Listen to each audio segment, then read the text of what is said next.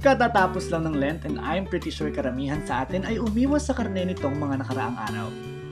Kaya naman kung sabik na ka na sa meaty goodness na hindi mo nakain over the Holy Week, keep on watching dahil para sa episode na ito, tatakamin ko pa kayo with savory gastronomic treats. Tara ba nga pala boys and girls at sabay-sabay tayong magpakabusog sa unli Korean barbecue ng RB Samgyupsal sa Rompeolas, Sorsogon.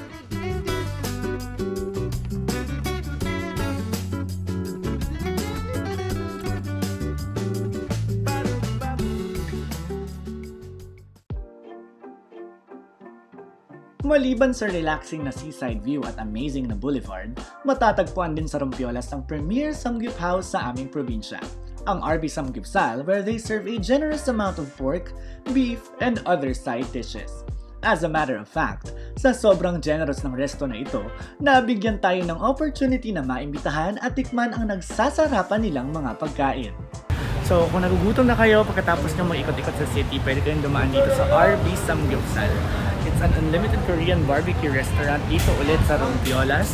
At papasok tayo ngayon. Kasama ko nga aking mga friends na sina Sam at Rika. At itatry natin ang samgyupsal nila. Let's go! Siyempre, bago tayo pumasok, health and safety protocols muna. You'll be asked to log in with your details for contact tracing, have your temperature taken, and of course, sanitize your hands.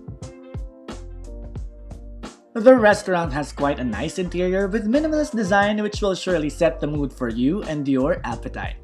They also have a good number of tables kaya pasok na pasok para sa social distancing. Maliban dito, LPG ang gamit nila sa kanilang mga grill instead of the usual coal or butane kaya naman mas convenient ang pagluluto. And speaking of pagluluto, get ready for all the goodness that they will serve you.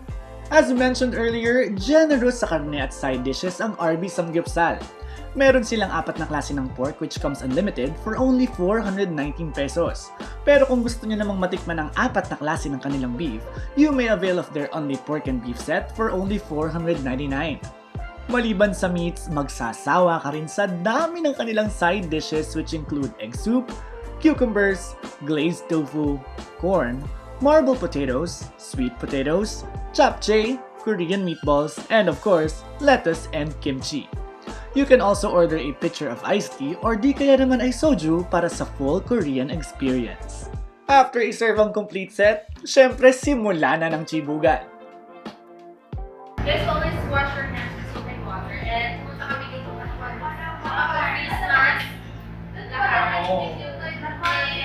Nakita nyo naman naglako muna kami.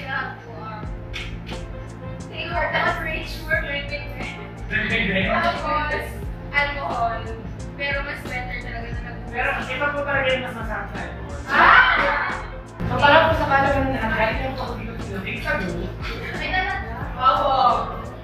Pag everyday kayo dito, or like every time. Grabe sa everyday. Every time doon punta kayo doon. Pag naka-10 ka, no? Right? 10.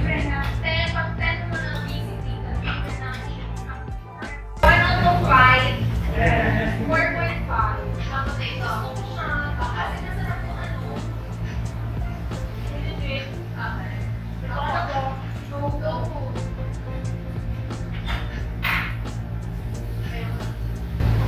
Hindi ka gusto.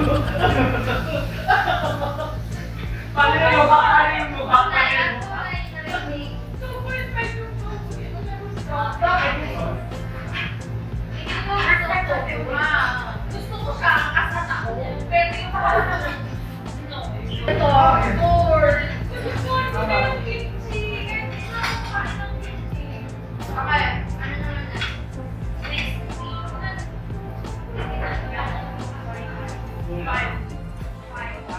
Matapos ang higit 1 oras na chibugan, kwentuhan, chismisan at tawanan, natapos kaming busog hindi lang sa pagkain, kundi pati na rin sa karanasan at good time.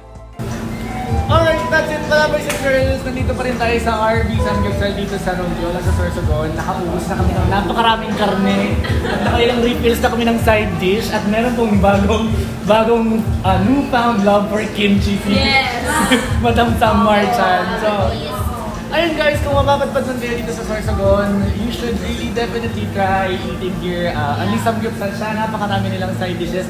At good news para sa mga kababayan ko sa bulan Sorsogon, by 2nd or 3rd week of May, mag-o-open na rin po ng branch sa bulan ang RB Samgyupsal. So, see you guys there!